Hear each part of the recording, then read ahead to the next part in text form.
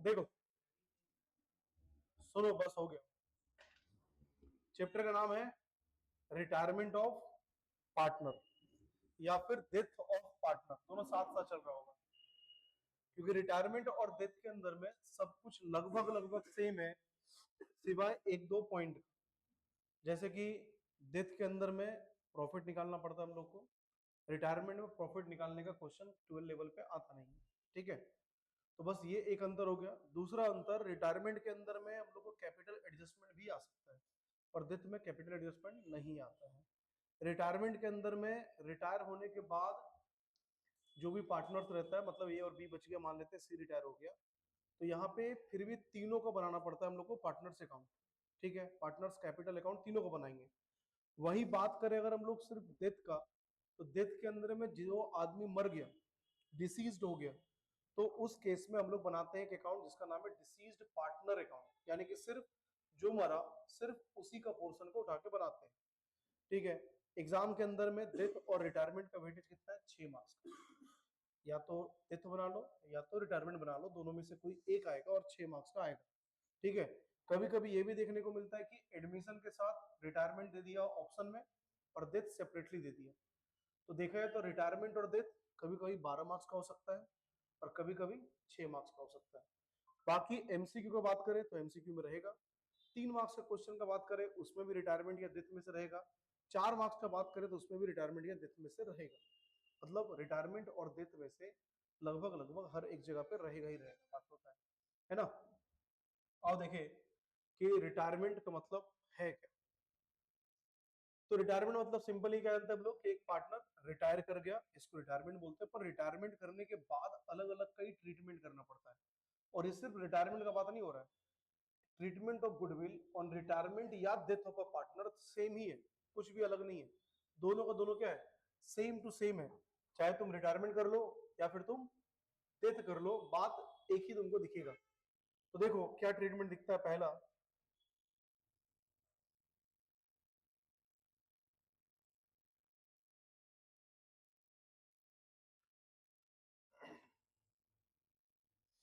देखो बोलते क्या है कि जो भी आदमी रिटायर हो रहा है या फिर डिसीज हो रहा है, तो इस सिचुएशन में ये आदमी का जो गुडविल का हिस्सा है एक फर्म के अंदर में, वो क्या करेगा, फर्म से बाहर लेके चला जाएगा। क्यों जा रहा है वो, तो उसका नाम का गुडविल वहां पे क्यों रहे। अगर एक आदमी छोड़ के जा रहा है तो उसका नाम का गुडविल फर्म के अंदर क्या करेगा। तो आदमी क्या बोलते हैं कि देख, बिजनेस के अंदर में जो भी गुडविल है, अभी आज के टाइम पे गुडविल का वैल्यूएशन जो भी होके रखा है, उसमें से जितना मेरा हिस्सा है वो हमको निकाल के दे दो। कौन देगा, जो गेन करेगा वो करे देगा। अब मान लेते हैं कि ए और बी और सी तीन आदमी था, पार्टनर था, और रेशियो था 3:2:1 का। ठीक है, इसमें से ये जो सी है ना, ये क्या हो रहा है, रिटायर या मर जा, दोनों साथ में लेके चल रहे हैं।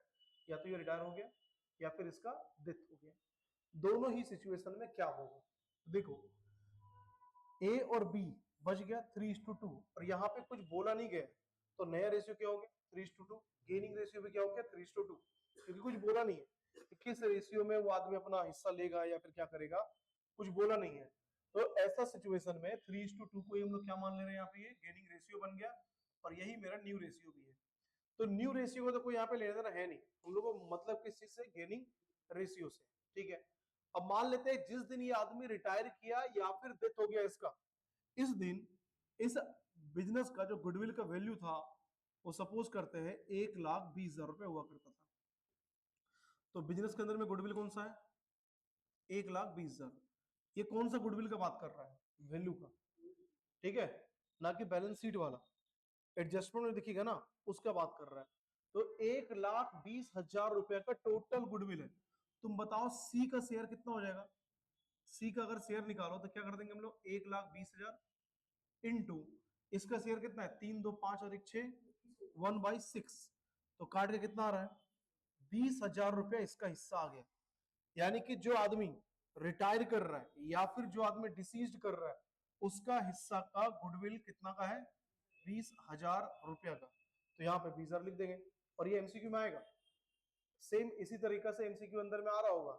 एमसीक्यू के अंदर में तुमको बोल देगा कि एक फॉर्म है जिसका गुडविल मान लेते हैं 1,20,000 रुपए है, और सी रिटायर कर रहा है, अब गेनिंग रेशियो हो सकता है कभी बता दे, कभी नहीं बताए, ठीक है, तो एमसीक्यू है तो बता ही देगा, ठीक है, और एमसीक्यू अगर नहीं रहा मतलब बड़ा क्वेश्चन में आ गया तो हो सकता है निकालना पड़ जाए।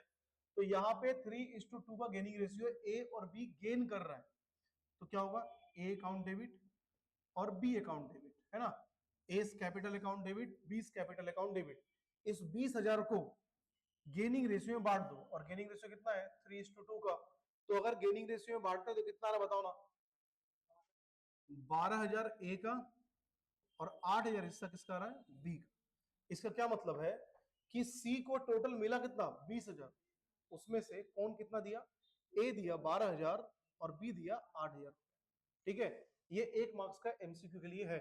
क्या तुमको समझ में आया, है ना, कंफर्म एक मार्क्स का एमसीक्यू, अगर किसी को समझ में नहीं तो बताएगा, पक्का सबको समझा, कोई दिक्कत है किसी को, नहीं ना, पक्का, तो है दिमाग दिक्कत तुमको, पक्का, और देख के शकल लग रहा है तुम दिक्कत में हो, परेशानी में है, हाँ, गेनिंग रेशियो यहाँ पे नहीं दिया था ना, गेनिंग रेशियो अगर ना दिया जाए तो मेरे लिए अच्छा है, जो पुराना रेशियो जो रिटायर करेगा ना उसको काट देना, जो बचा रह गया वही मेरा नया रेशियो, वही मेरा गेनिंग रेशियो, ठीक है, और सपोज करो ऐसा लिख देता कि सी का शेयर को ए और बी 2:1 के रेशियो में बांटना चाहता है, तो 2:1 हो गया गेनिंग रेशियो, है ना, तो जो रेशियो अगर दे दिया तो वही रेशियो, और अगर नहीं दिया जो पुराना था वही मेरे लिए क्या हो गया, गेनिंग रेशियो हो गया, ठीक है, कोई दिक्कत नहीं, ओके, चलो अब अगला चलते हैं, तो ये समझ में आ गया, रिटायरमेंट हो या डेथ हो ट्रीटमेंट यही है, कुछ अलग नहीं है।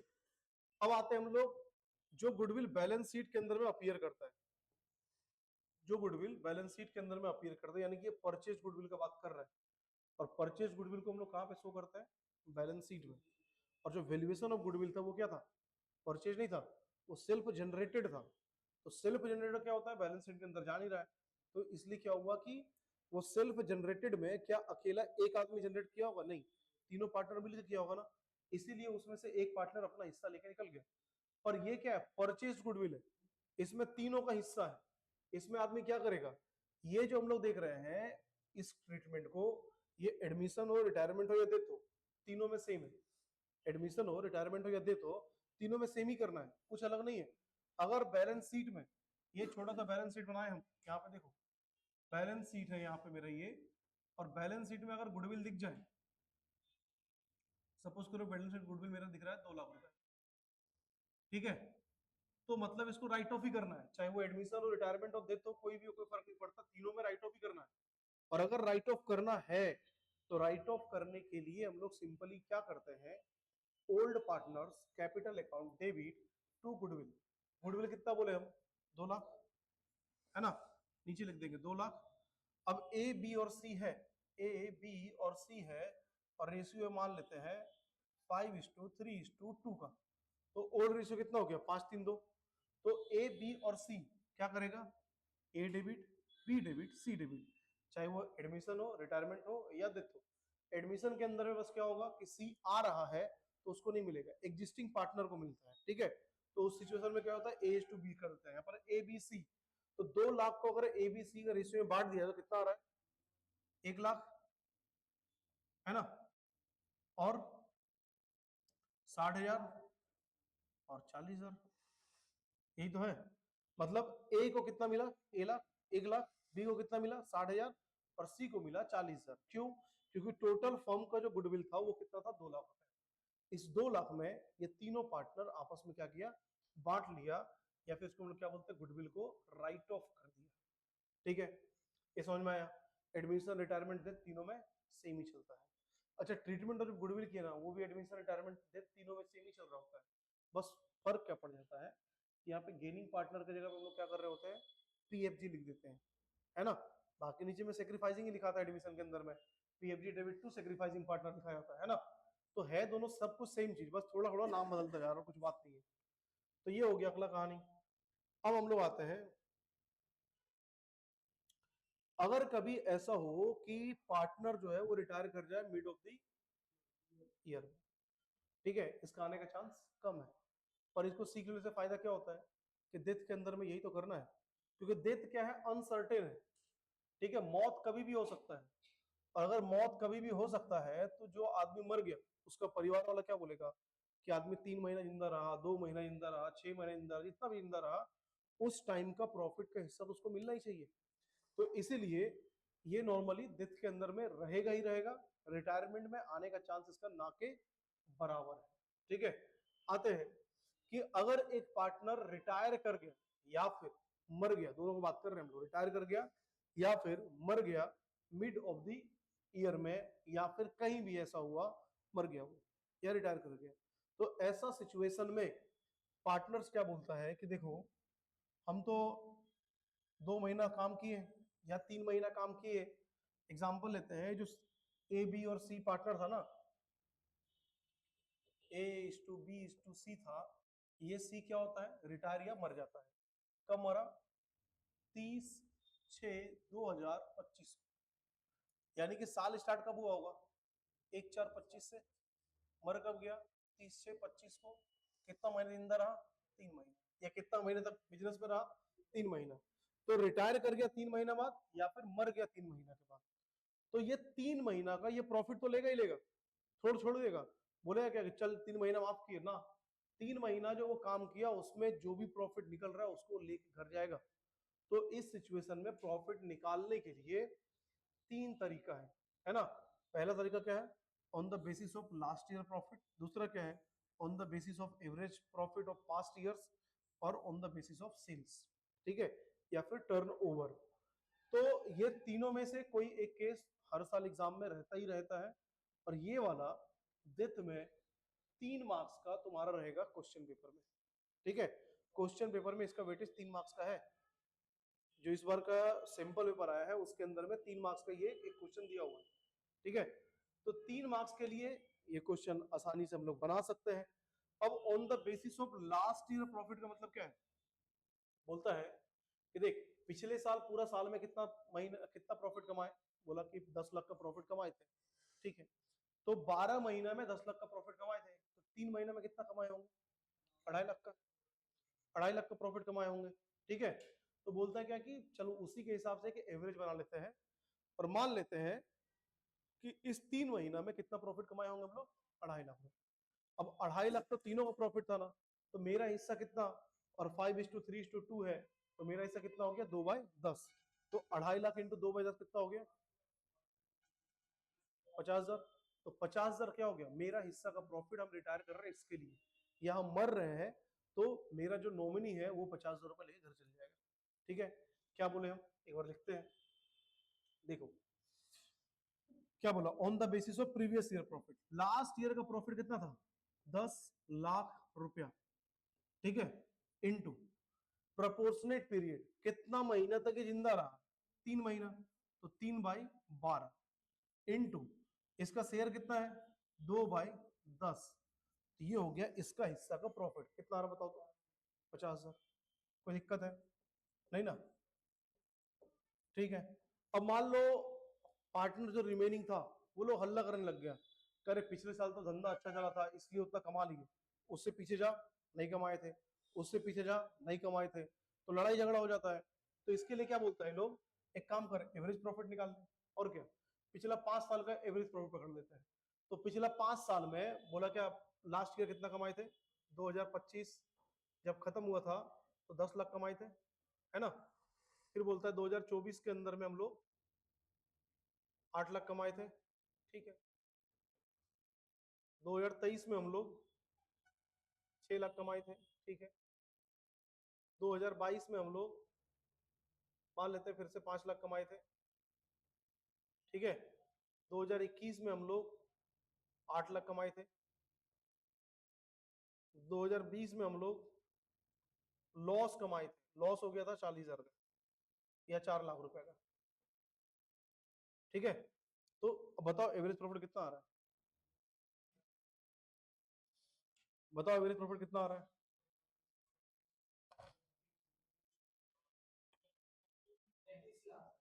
37 lakh divide by 1 2 3 4 5 6, 37 lakh divide by 6 कितना आ रहा है, पॉइंट में चल जा रहा ना। एक काम कर लेते हैं,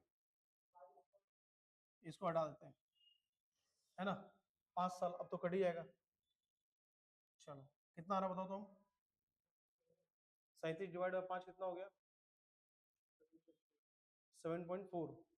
ठीक, तो ये टोटल आ गया मेरा 37 लाख, और डिवाइड बाय 5 कर दिए तो मेरा आ गया कितना? 7,40,000। ये एवरेज प्रॉफिट पकड़ लिया। अब सबको खुश है क्योंकि प्रॉफिट कभी ज्यादा कभी कम था, है ना। तो एक एवरेज प्रॉफिट पकड़ लिया पिछला 5 साल का। अब कोई लड़ाई नहीं करेगा। तो मेरा एवरेज प्रॉफिट कितना आ गया? 7,40,000 रुपए इनटू इनटू इसका प्रोपोर्शनल पीरियड कितना था? 3/12 इनटू कितना शेयर था इसका? 2/10। 37,000 रुपए आ रहा है ना। तो इस तरह से हम लोग इसका शेयर ऑफ प्रॉफिट निकाल लेंगे। तो शेयर ऑफ प्रॉफिट निकालना बड़ा ही आसान है, ठीक है। या तो हम लोग क्या कर सकते हैं, on the basis of last year profit, या फिर on the basis of few years का एवरेज प्रॉफिट के ऊपर में चल सकते हैं, और लास्ट वाला है सेल्स के। बोलता देख, प्रॉफिट प्रॉफिट तो अलग बात है, कभी प्रॉफिट कभी कम ज्यादा होता रहता है, पर सेल्स के ऊपर हम लोग निकाल लेते हैं।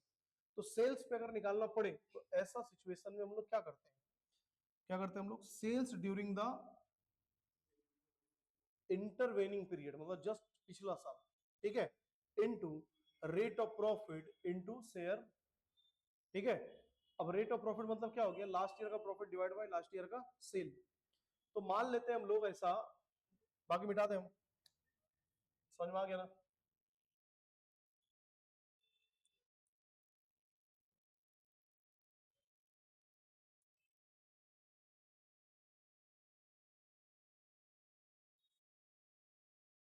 चलो देखो, मेरा जो प्रीवियस ईयर का सेल था ना,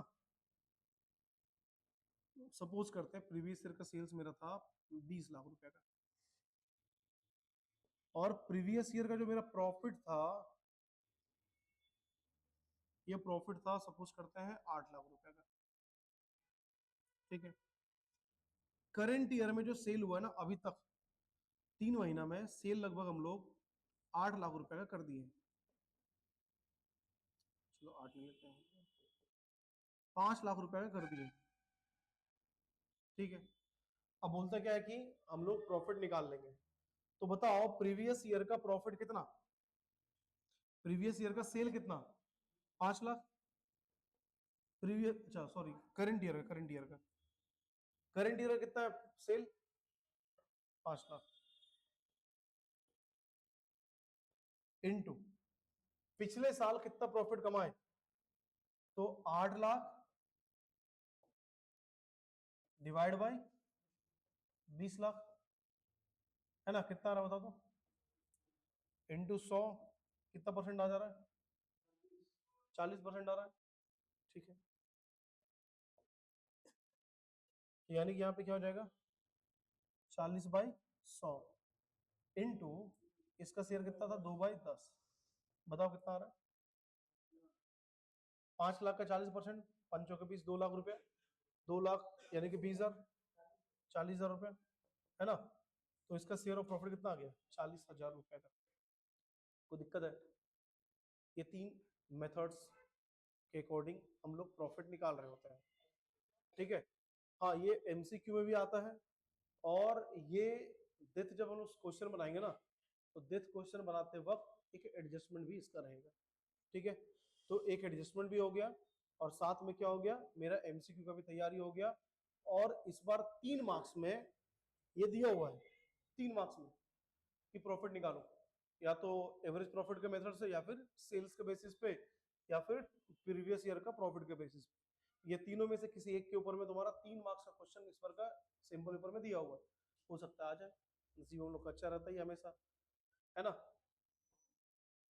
चलो, तो आओ तुम लोग सम बनाओ लो।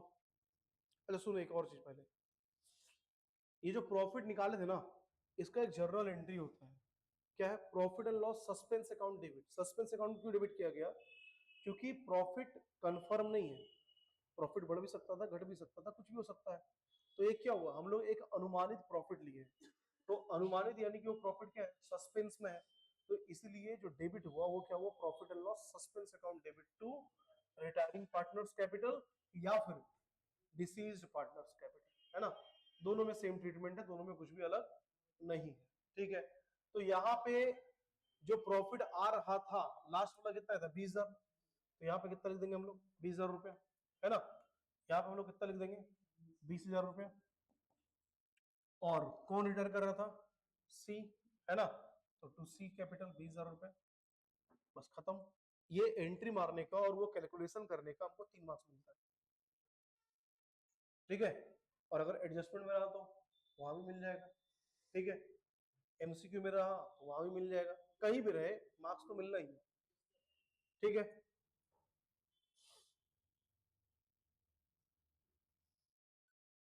अब इसके अंदर में हम लोग को सेक्रीफाइसिंग और गेनिंग रेशियो के ऊपर ध्यान देना पड़ता है। ज्यादातर किस पे ध्यान देना पड़ेगा, गेनिंग रेशियो के ऊपर में, है ना।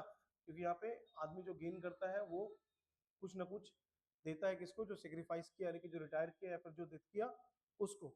तो हम लोग याद रखने के लिए क्या बोले थे, याद रखो तुमको, सॉन्ग, है ना।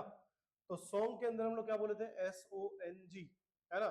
एस से सेक्रीफाइसिंग, ओ से ओल्ड, आर से सॉरी एन से न्यू और जी से गेनिंग रेशियो, ठीक है। तो हम लोग को गेनिंग निकालना है, तो गेनिंग इक्वल टू क्या था, न्यू माइनस ओल्ड, है ना। तो गेनिंग रेशियो इक्वल टू क्या हो गया, न्यू माइनस ओल्ड हो गया, और सेक्रीफाइसिंग ओल्ड माइनस न्यू हो गया। लेकिन न्यू माइनस ओल्ड करे या ओल्ड माइनस न्यू करे, इसमें कंफ्यूजन बहुत होता है। हम लोग एक ही चीज याद रखें, क्या नाम है उसका, sacrificing ratio old minus new. Minus में आ गया तो गेन है, और प्लस में आया तो सेक्रीफाइस है ना। तो हम लोग इसी को लेके चलेंगे, और अगर जब भी आदमी माइनस में जा रहा है मतलब वो गेन कर रहा है, और जो गेन करेगा वो सेक्रीफाइसिंग पार्टनर को कुछ ना कुछ प्रोवाइड करेगा, ठीक है। अब आते हैं हम लोग एडजस्टमेंट ऑफ एक्यूमुलेटेड प्रॉफिट, ठीक है, या disposal of amount due to retiring और डिसीज्ड पार्टनर। देखो होता क्या है, पहला तो आता है हम लोग एक्यूमुलेटेड प्रॉफिट या फिर रिजर्व्स वगैरह के ऊपर में। तो टोटल कितना आइटम था, 7 डिस्ट्रीब्यूटेबल आइटम था। क्या क्या था, लाइबिलिटी साइड में कुछ था और एसेट साइड में कुछ था। लाइबिलिटी साइड में क्या क्या था बताओ, टोटल 7 डिस्ट्रीब्यूटेबल आइटम था, क्या क्या क्या क्या था बोलो, टोटल 7 डिस्ट्रीब्यूटेबल आइटम था, बोल सकता क्या क्या था, 7,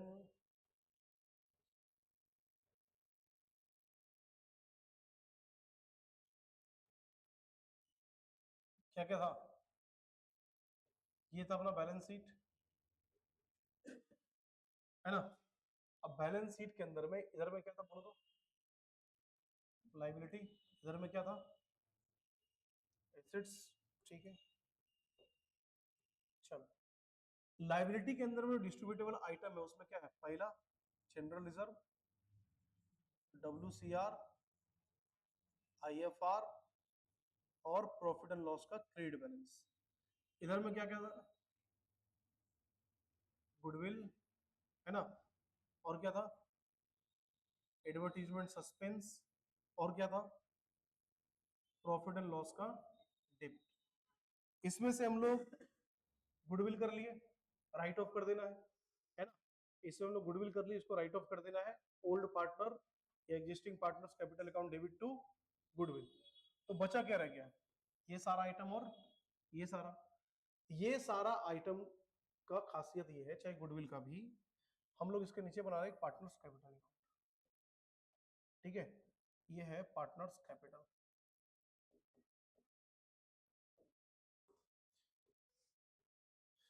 इधर साइड का सारा आइटम जो देख रहे हैं हम लोग यहाँ से लेके यहाँ तक, ये सारा आइटम पार्टनर्स कैपिटल में बाई साइड में लिखा जाएगा, क्या बोल के, बाई GR, बाई WCR,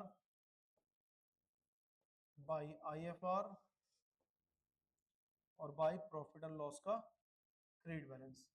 किस रेशियो में बटेगा, ओल्ड रेशियो में बटेगा, किसको, तो ओल्ड पार्टनर को। अगर एडमिशन होता तो AB को, रिटायरमेंट और डेथ में ABC तीनों को। अब डेथ के अंदर में क्या करना है, सिर्फ C का बनाना है, तो सिर्फ C का हिस्सा जो आएगा उसमें जाकर हम लोग को लिख देना, ठीक है।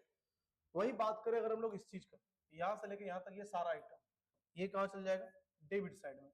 यानी कि लाइबिलिटी का नेचर क्या है, क्रेडिट का, तो गया कहां, क्रेडिट में। एसेट का नेचर क्या है, डेबिट का, तो गया कहाँ, डेबिट में। तो डेबिट साइड में क्या क्या लिखाएगा यहाँ पे, टू गुडविल,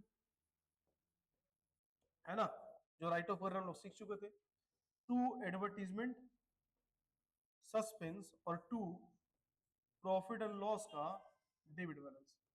अब एक चीज हम लोग याद कर रखना है, ये जो WCR है और ये जो IFR है, ठीक है, इसके ऊपर में कुछ एडजस्टमेंट होता है ना। ये जो WCR है और IFR है, इसके ऊपर में कुछ एडजस्टमेंट होता है, तो ये एडजस्टमेंट करना भी जरूरी है ना। आगे फोटो खींच लो, खींचना है तो ऐसा तुम्हारा कॉपी में ऑलरेडी लिखा हुआ है सब चीज।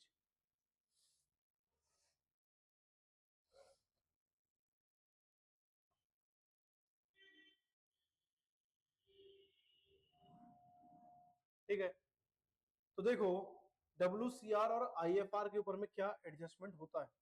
सिंपल अगर बात करें हम लोग एडजस्टमेंट का, WCR पहले पकड़ते हैं।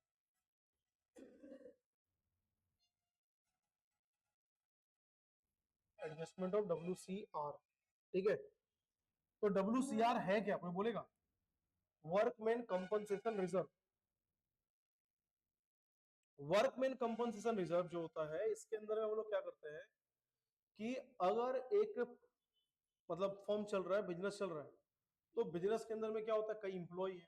अब इंप्लॉई को कभी चोट लग सकता है, कभी मौत हो सकता है, कुछ भी हो सकता है, तो उसको क्या करना पड़ता है, कंपनसेशन पे करना पड़ता है उसका बीमारी के लिए, उसका अगर मान लेते हैं चोट लग गया उसके लिए, या फिर डेथ हो गया उसके लिए।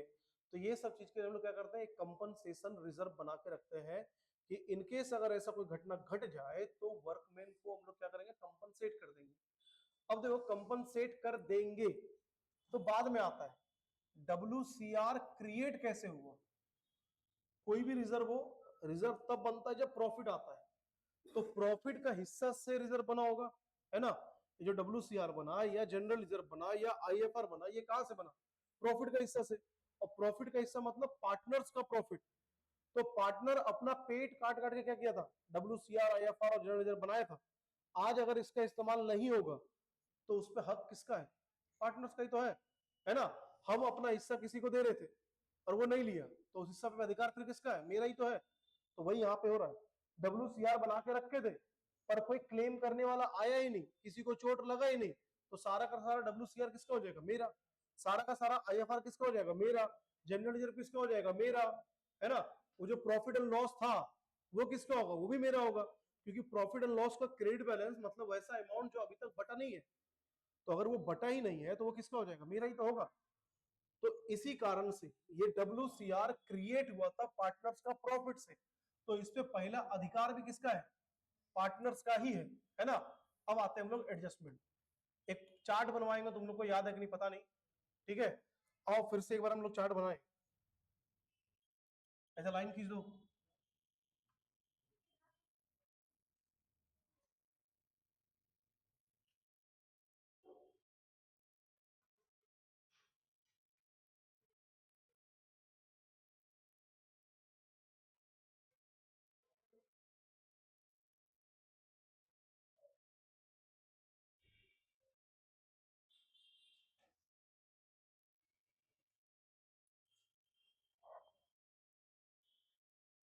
देखो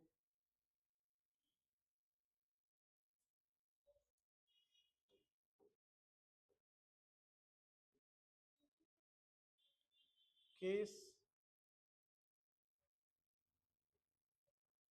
WCR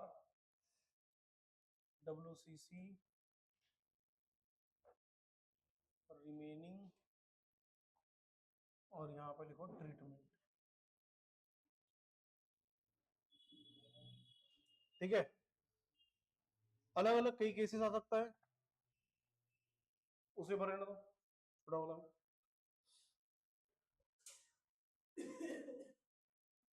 तो ये बनाओ,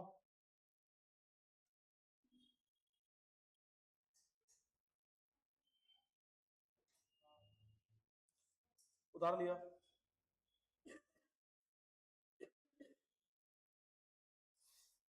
सबसे पहले आता है केस पर।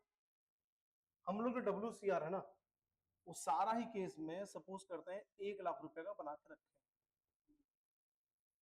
ठीक है। 1 लाख रुपए का WCR बनाया है सारा ही केस, ठीक है। WCC का मतलब क्या है, वर्कमैन कंपनसेशन क्लेम, यानी कि क्लेम कितना हुआ, क्लेम होना मतलब कितना आदमी को चोट वोट लगा होगा कि वो मेरे से क्लेम कर लिया कि देखिए मेरे को चोट लगा है, अब पैसा हमको चाहिए। तो सपोज करते हैं पहला केस के अंदर में कुछ बोला ही नहीं गया है या फिर क्लेम जीरो है, कुछ बोला ही नहीं गया या फिर क्लेम जीरो है, तो ऐसा सिचुएशन में रिमेनिंग कितना बच गया, 1 लाख, है ना। ये 1 लाख को हम लोग क्या करेंगे, पार्टनर्स कैपिटल में बांट देंगे। पार्टनर्स कैपिटल में क्या करना है, डिस्ट्रीब्यूट कर देना है, ठीक है। किसमें, तो इन ओल्ड रेशियो, ठीक है। चाहे एडमिशन, रिटायरमेंट, डेथ, किसी का भी हो, ट्रीटमेंट सेम यही है, ठीक है। तो पार्टनर्स कैपिटल अकाउंट में डिस्ट्रीब्यूट जाके कर देना है इन ओल्ड रेशियो, और ओल्ड रेशियो में उसको मिलता है जो पुराना पार्टनर है ना। तो पुराना जो पार्टनर होगा उसी को तो मिलेगा।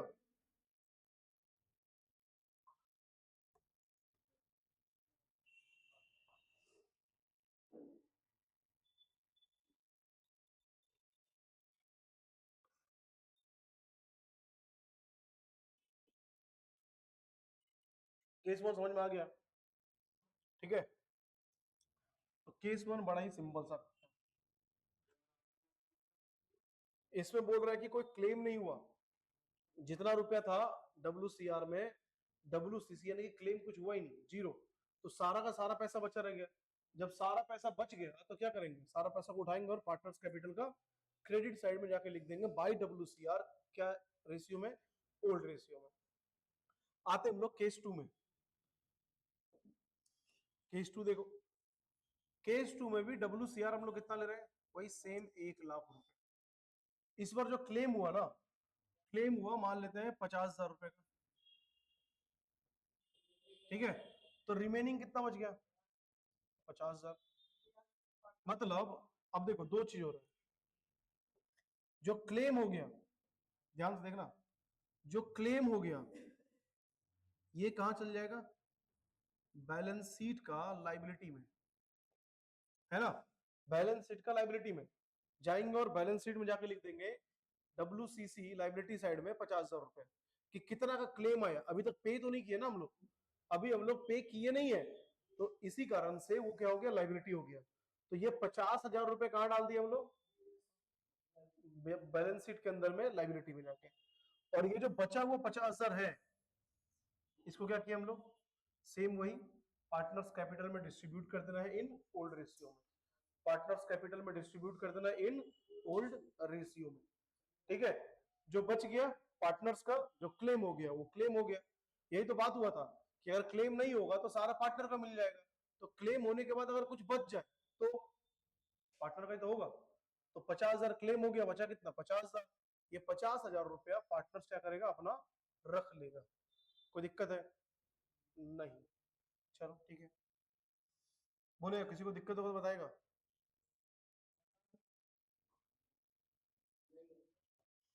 आओ अगला केस, केस थ्री।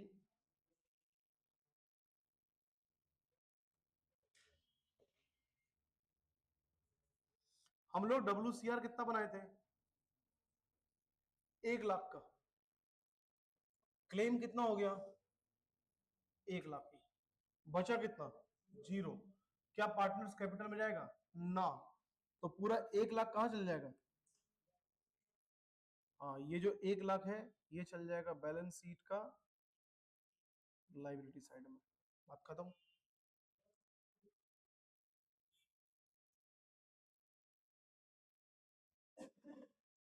और आखिरी बचा केस फोर।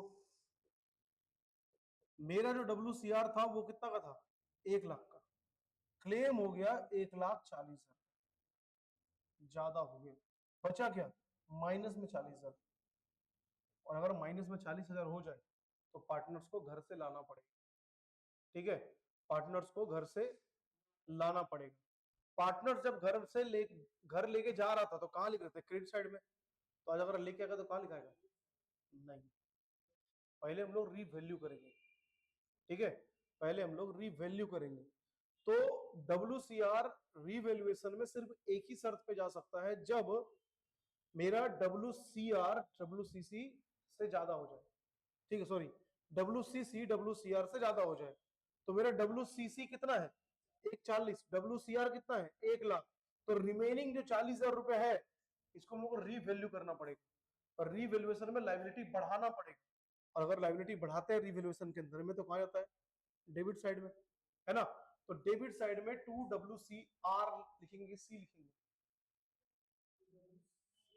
क्लेम या रिजर्व, क्लेम, हाँ क्लेम बढ़ रहा है ना, क्लेम लिखेंगे, ठीक है, WCC लिखेंगे। तो क्लेम हम लोग को करना है, तो 40,000 रुपए का WCC कहा जाएगा रीवैल्यूएशन में, और ये 1,40,000 कहा जाएगा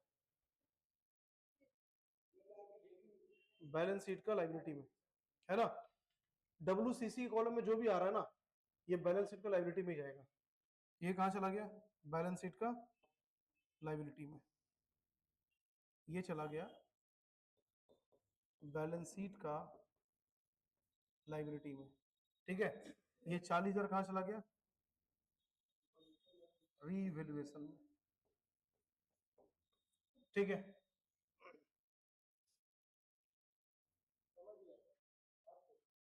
नहीं हो गया खत्म। IFR में भी ये चारों केस है, बस उसमें एक एडिशनल केस और आ जाता है, ठीक है। IFR में भी ये चारों केस है, बस उसमें एक एडिशनल केस और बनता है। चलिए पहले चारों कर लो, लिख लिया चारों।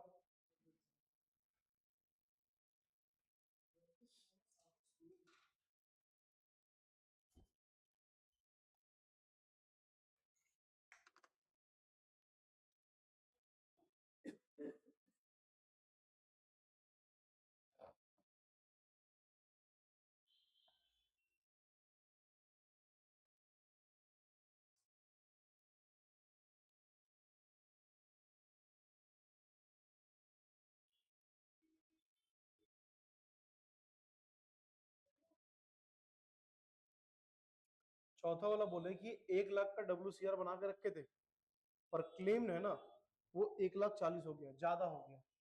तो ज्यादा हो गया तो क्या करना पड़ेगा, लाइबिलिटी को फिर से हमको बढ़ाना पड़ेगा। और लाइबिलिटी अगर बढ़ाते हैं तो कहाँ से बढ़ाते हैं, रीवैल्यूएशन करके। तो इसलिए उसको रीवैल्यूएशन अकाउंट में हम लोग डाल देंगे, ठीक है, यही बोल रहे हैं। 1,40,000 बैलेंस शीट के अंदर चला गया, और ये जो 40,000 है ये रीवैल्यूएशन अकाउंट में चला गया। और रीवैल्यूएशन पे जो इम्पैक्ट पड़ेगा वो लास्ट में जाएगा अल्टीमेटली पार्टनर्स कैपिटल पे जाके खत्म होता है ना। तो इसलिए अंत में पार्टनर्स कैपिटल में ही जाके वो खत्म हो रहा है, ठीक है, पक्का।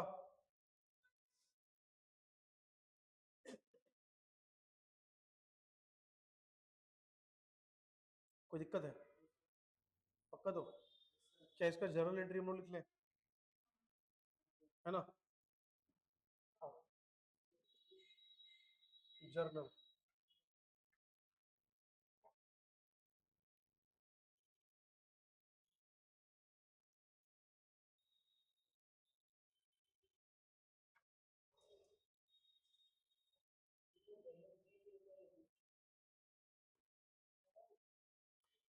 पहला में क्या हुआ, WCR बढ़ गया किसमें, पार्टनर्स कैपिटल में, है ना।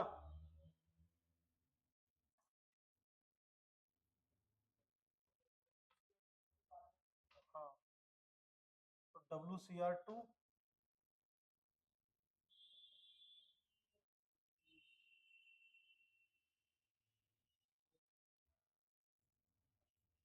पार्टनर्स कैपिटल, ठीक है। सेकंड वाला क्या था, 50,000 क्लेम हो गया और 50,000 रह गया, तो WCR डेबिट। अच्छा इसमें कितना 1 लाख और 1 लाख, WCR कितना का था 1 लाख का, ठीक है। 2 WCC 50,000 का, और 2 पार्टनर्स कैपिटल 50,000 का। अब जितना पार्टनर रहेगा उतना में ABC रहा तो ABC में बढ़ गया, AB रहा तो AB में बढ़ गया, ओल्ड रेशियो में हम डायरेक्टली पार्टनर्स कैपिटल लिख के छोड़ दे रहे, ठीक है। अच्छा इसमें क्या हुआ, कुछ बचा ही नहीं, तो WCR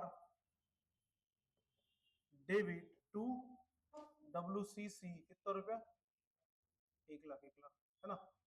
चलो लास्ट वाला, WCR डेबिट कितना रुपया,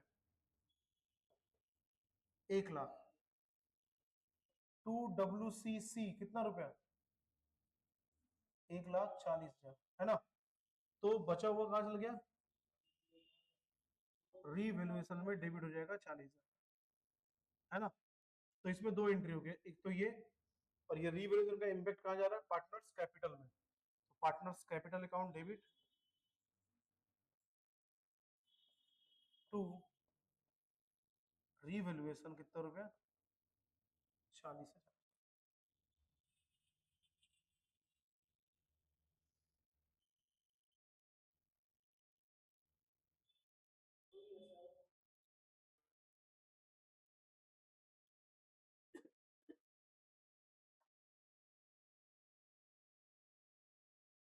ठीक है,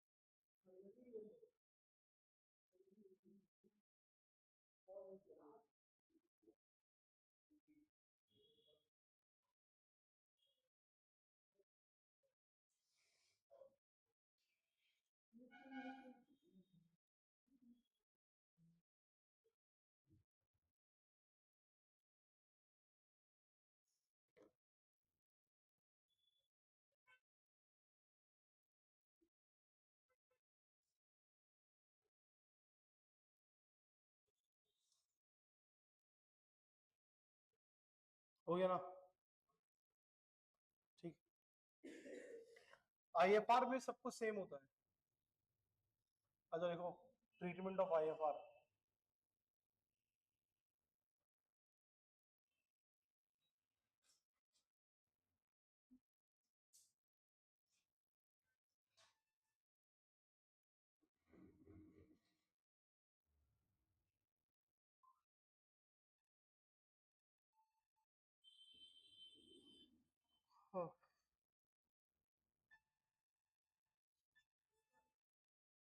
लेकिन पिछले बार का माहौल ज्यादा अच्छा था। हम्म। नहीं वो तो मना हो गया ना, पुलिस दौड़ा दिया था।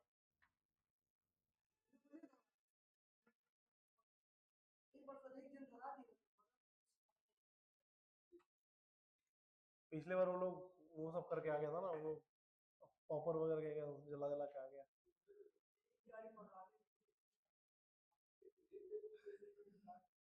तो IFR क्या होता है, इन्वेस्टमेंट फ्लक्चुएशन रिजर्व, ठीक है।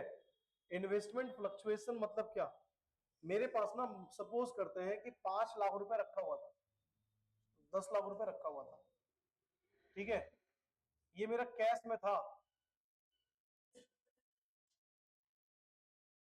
हम क्या किए, ये जो 1 लाख रुपए है, इसको चाहते हैं क्या, बांट मतलब इन्वेस्ट कर देना, क्योंकि बेकार पड़ा हुआ है आइडल, अभी कोई काम नहीं आ रहा है। तो इसको उठाए और हम लोग क्या कर दिए, इन्वेस्ट कर दिए, इन्वेस्टमेंट। अब अगर इसका इन्वेस्टमेंट करते हैं तो हम लोग को पता है कि इन्वेस्टमेंट क्या है, सब्जेक्टेड टू मार्केट रिस्क,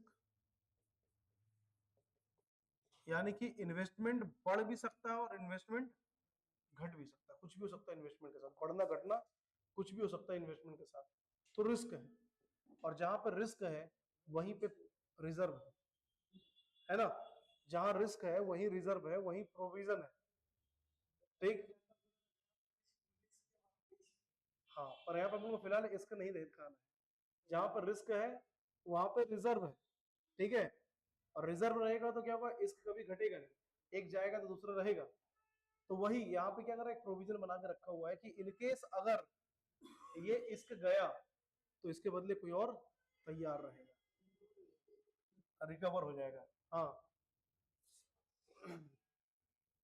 आज के टाइम पे मैक्सिमम लड़की या लड़का लोग, अभी तो फिलहाल ज्यादातर लड़की लोग रिजर्व रिजर्व बना के रखे हुए जम के एकदम, ठीक है। तो पहले एक टाइम था जब लड़का लोग ज्यादा रिजर्व रखता था, अब वक्त पलट गया।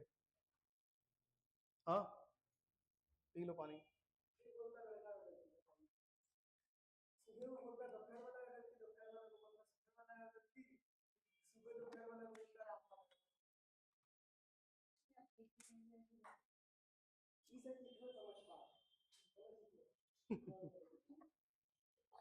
गलती किसी का भी हो, चितवन गिरा जा रहा है, बस और कोई बात नहीं।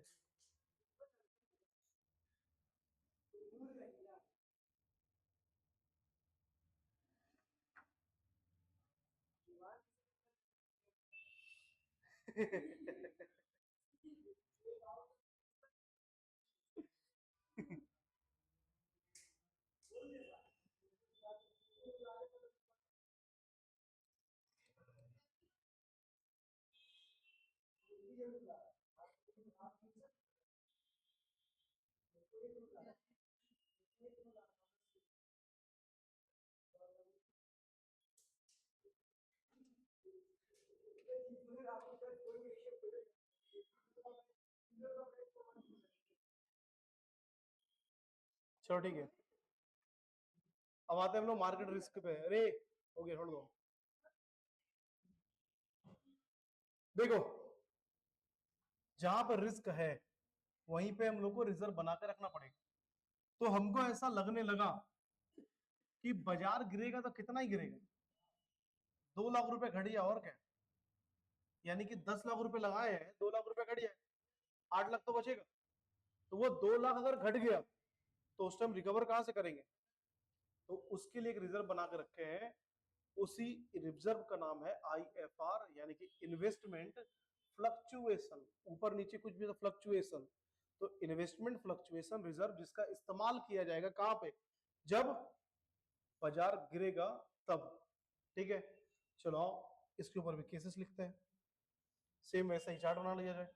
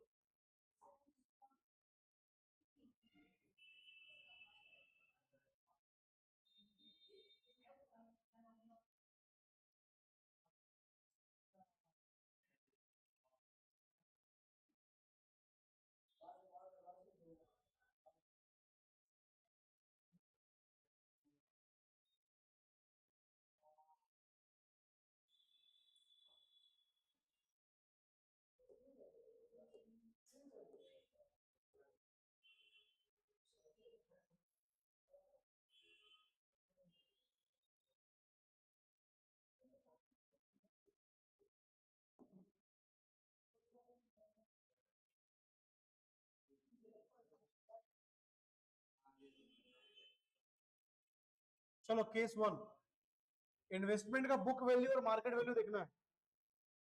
इन्वेस्टमेंट का बुक वैल्यू और मार्केट वैल्यू देखना है। आईएफआर कितना बनाकर रखे हम लोग, 2 लाख रुपए। सारा ही केस में आईएफआर मेरा 2 लाख ही है, ठीक है। और इन्वेस्टमेंट का जो बुक वैल्यू है वो कितना है, 10 लाख रुपया, ठीक है।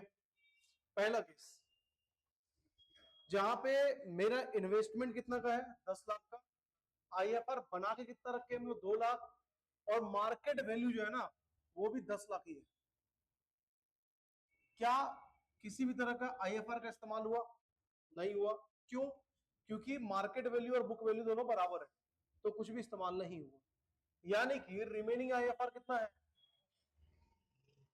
2 लाख का। रिमेनिंग आईएफआर कितना है, 2 लाख का। ये 2 लाख को बांट देना किसमें, पार्टनर्स में।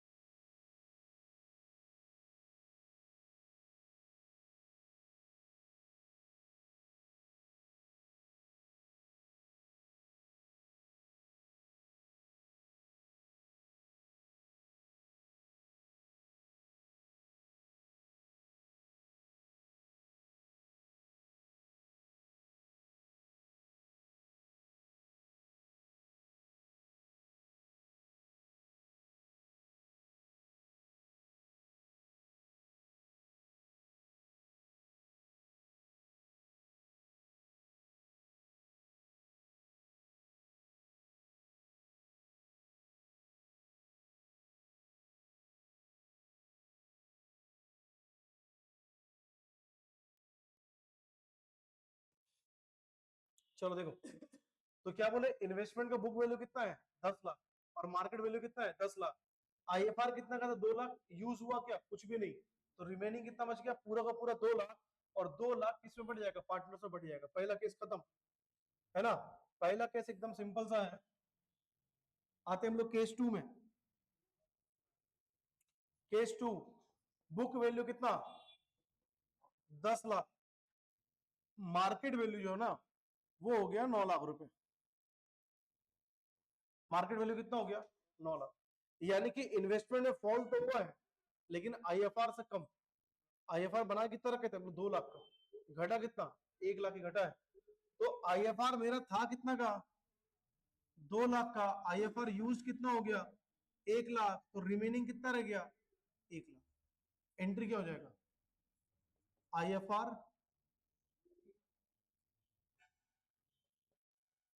डेबिट कितना रुपया, 2 लाख, टू इन्वेस्टमेंट, क्योंकि वो इन्वेस्टमेंट में इस्तेमाल होगा कितना रुपया, 1 लाख, और टू पार्टनर्स कैपिटल कितना रुपया, तो 1 लाख रुपया। यानी कि बचा हुआ पार्टनर्स कैपिटल में चला गया और बाकी अमाउंट कहां चला गया, इन्वेस्टमेंट में एडजस्ट हो गया।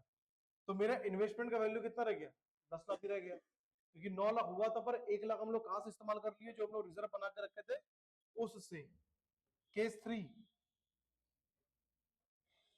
आ जाओ, केस 3, मेरा इन्वेस्टमेंट कितना है, 10 लाख, और मार्केट वैल्यू हो गया 8 लाख, IFR कितना है, 2 लाख का, ठीक है। तो IFR यूज कितना हो गया, 2 लाख, रिमेनिंग क्या बचा, कुछ भी नहीं, एंट्री क्या चल जाएगा, IFR डेबिट, हाँ डेबिट टू इन्वेस्टमेंट, कुछ नहीं आएगा, पूरा 2 लाख रुपए इन्वेस्टमेंट में यूज हो गया।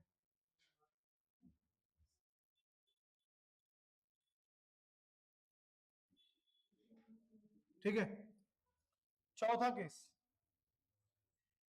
मेरा मार्केट वैल्यू, बुक वैल्यू था 10 लाख का, मार्केट वैल्यू हो गया 6 लाख रुपए, है ना। अब देखो IFR बना के कितना रखे थे हम लोग, यूज कितना हो गया, पूरा 2 लाख, फिर भी क्या हो गया, 2 लाख रुपए नेगेटिव में चला गया, है ना। ये सेम वही केस नहीं हो गया WCR वाला। तो इस सिचुएशन में क्या होगा, रीवैल्यू करना पड़ेगा, है ना। हाँ, तो अब क्या करेंगे हम लोग, IFR डेबिट पहले, IFR डेबिट कितना रुपया, टू इन्वेस्टमेंट कितना रुपया, 4 लाख, और ये क्या हो गया, रीवैल्यूएशन में डेबिट हो गया 2 लाख रुपए, ठीक है। इसमें एक और एंट्री चल जाएगा, पार्टनर्स कैपिटल अकाउंट डेबिट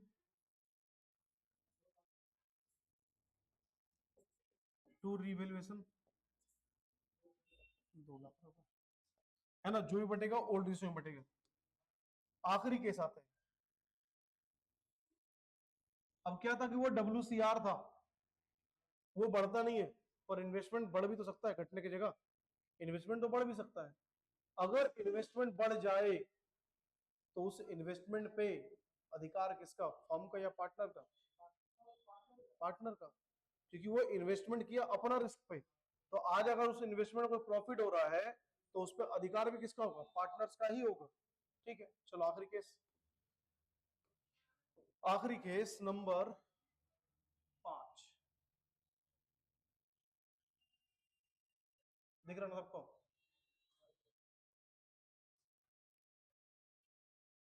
चलो केस नंबर 5, मेरा बुक वैल्यू है 10 लाख का, मार्केट वैल्यू हो गया 14 लाख, IFR कितना का था, इस्तेमाल हुआ क्या, पूरा का पूरा किसका, पार्टनर्स का।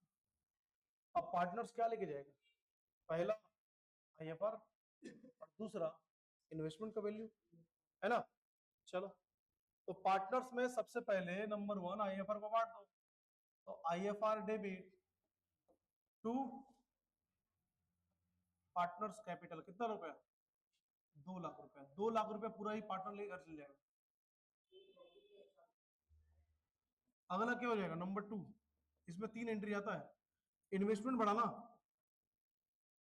तो investment account debit to revaluation कितना रुपया, 4 लाख, और तीसरा एंट्री गया revaluation debit to partners capital.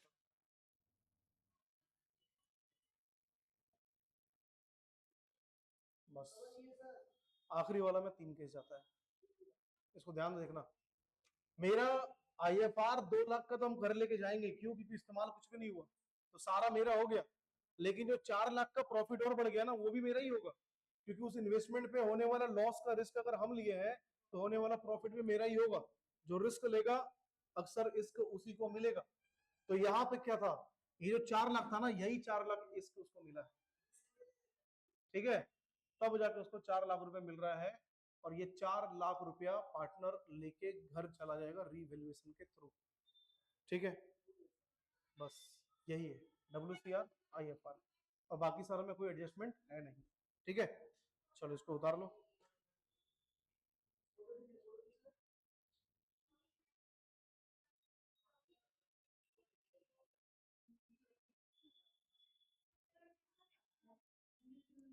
हम्म 11 का,